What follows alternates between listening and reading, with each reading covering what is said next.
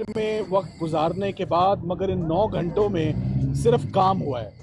जो सबसे हैरान कुन बात है वो ये है कि सुबह 9 बजे इमरान खान साहब दहशतगर्द थे और दहशतगर्दी के मुकदमात की 3 की ज़मानत पर बहस हुई और वो जैसे 11:30 बजे ख़त्म हुई तो 11:30 बजे साइफ़र का मुकदमा शुरू हुआ और वो एक मुल्क दुश्मन अनासर के तौर पे उनको ट्रीट किया गया और नेशनल सिक्योरिटी के अगेंस्ट उन्होंने एक्शंस लिए। उस इल्ज़ाम के ऊपर आज मिनिस्ट्री ऑफ फॉरेन अफेयर्स से 2 गवाह आए जिन पर एग्जामिनेशन चीफ और जिरा चलती रही और जज साहब आज दोबारा इसी भरपूर कोशिश में थे कि किसी ना किसी तरीके से आज ही पूरे का पूरा ट्रायल कंक्लूड हो जाए, चाहे सारी रात यहाँ पर बैठना पड़े। और जब फाइनली 4 बजे साइफ़र का केस ख़त्म होने लगा तो नैब की टीम ने अंदर धावा बोल दिया कि हम इमरान खान साहब का रिमांड लेने आए हैं। नैब की टीम के रिमांड को भी अभी मैं अपोज़ करके आया हूँ, फ़ैसला महफूज है, थोड़ी देर में आ जाएगा। सरदार लतीफ़ खोसा साहब भी कुछ देर पहले अंदर गए हैं मगर उससे पहले काफ़ी बहस इसके ऊपर हो चुकी है। और मेन जो आज नैब अंदर आई है वो शायद इसीलिए आई है कि साइफ़र का केस उनको कमज़ोर पड़ता हुआ नज़र आ रहा है और साइफ़र में लग ये रहा है कि मज़ीद खान साहब की गिरफ़्तारी जो है वो जस्टिफाइड नहीं हो सकेगी। और सुप्रीम कोर्ट ऑफ पाकिस्तान में और जैसे कि आज इस्लामाबाद हाई कोर्ट में भी साइफ़र के ट्रायल को फॉर द टाइम बीइंग उसको रोका गया है। सो इसी के पेश नज़र आज अचानक दूसरी दफ़ा अल कादिर ट्रस्ट में नैब की तफ्तीशी टीम अंदर आई।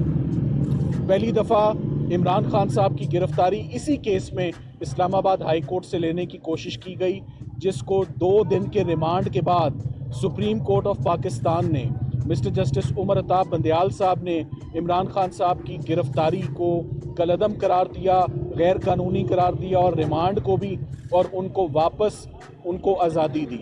सो आज दोबारा नैब एक बंद हुए केस को, एक बंद इंक्वायरी को, मरकज़ी मुलज़िमों को इन्वेस्टिगेट गिरफ़्तार किए बग़ैर दोबारा दूसरी दफ़ा उसी मुकदमे में रिमांड लेने आई है, जिसमें पहले उनको एक दफ़ा रिमांड मिल चुका है, इमरान खान साहब शामिल तफ्तीश हो चुके हैं। और आज इमरान खान साहब के केस में जज साहब से उन्होंने ख़ुद एड्रेस किया और काफ़ी एग्रेसिव होकर उन्होंने केस अपना आर्ग्यू किया। इससे पहले उनकी मैंने ये एग्रेसिवनेस एक केस में और देखी थी। मुकदमे तो 100-150 हैं। जब ज़िले शाह का भी केस उनके ऊपर डाला गया था तो उनको काफ़ी तकलीफ़ हुई थी।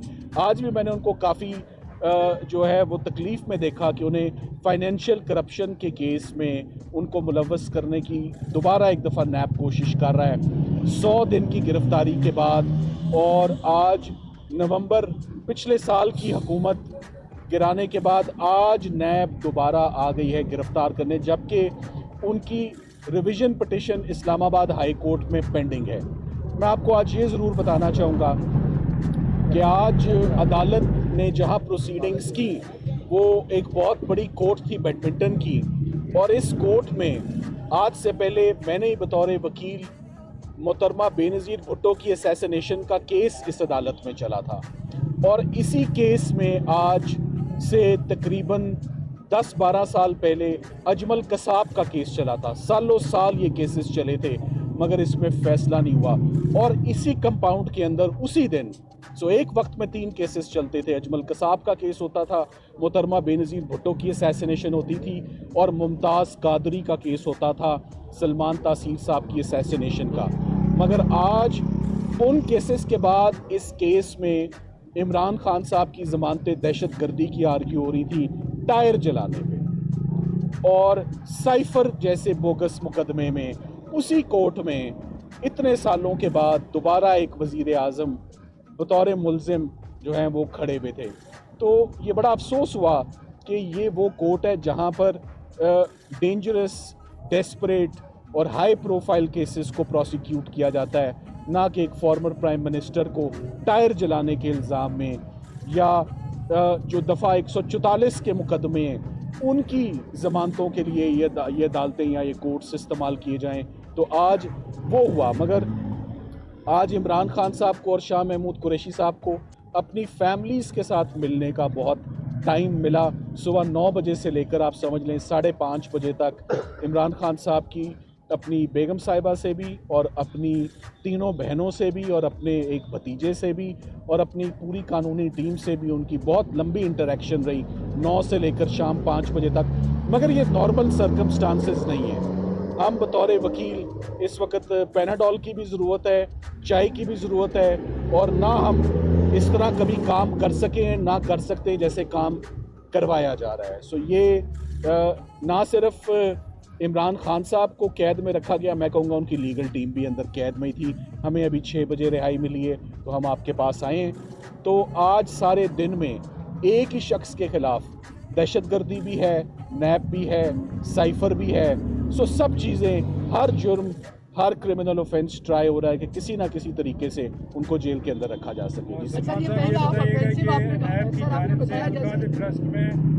कितने दिन की रिमांड की इस्तदा की गई, उस पर आपका आर्गुमेंट क्या था? 10 दिन की इस्तदा की गई है, जिसको जज साहब अभी कुछ ही देर में आपके इल्म में आ जाएगा कि जज साहब ने क्या फ़ैसला किया है।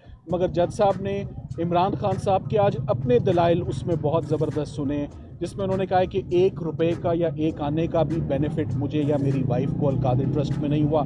जब शामिल तफ्तीश हो गए हैं, जब बयान दे दिया है, जब 2 दिन की गिरफ्तारी काट ली है, तो दोबारा रिमांड किस बात का?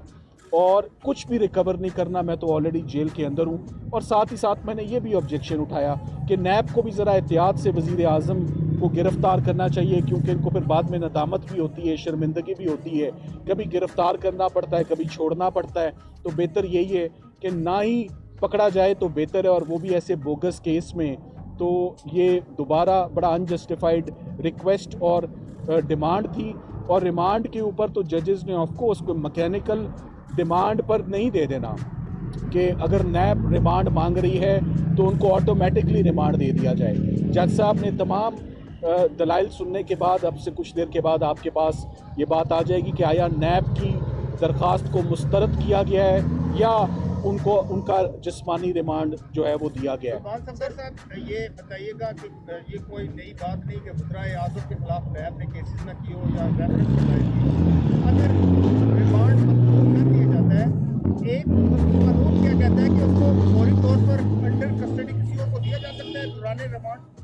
देखिए, रिमांड की ज़रूरत क्यों पेश आती है? You require the person of the body for investigation.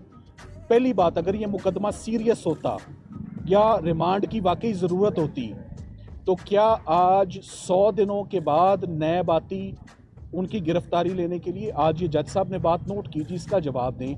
आपको 100 दिनों के बाद याद आया आज खान साहब को ज़ेरे हिरासत 100वां दिन है कि आज 100वें दिन आप उनका फ़िज़िकल कस्टडी उनकी मांगने आए हैं। और अगर उनकी ज़मानत का मामला अगर इस्लामाबाद हाई कोर्ट में सब जुडिस है और अगर इसी मुकदमे में उन्होंने पूछा, आपने इनका बयान ले लिया हुआ है, ये 2 दिन पहले ही आपकी तहवील में रह चुके हैं, तो अब दोबारा रिमांड। सो ये फर्स्ट, इन अदर वर्ड्स, ये नैब का फर्स्ट रिमांड नहीं था, ये नैब का सेकंड रिमांड था। और पहली अरेस्ट नैब की जो थी वो तो ऐसी अरेस्ट थी जिसने पूरी इस्लामाबाद हाई कोर्ट को और पूरे निज़ाम को बड़ा नुकसान पहुंचाया जिस तरीके से।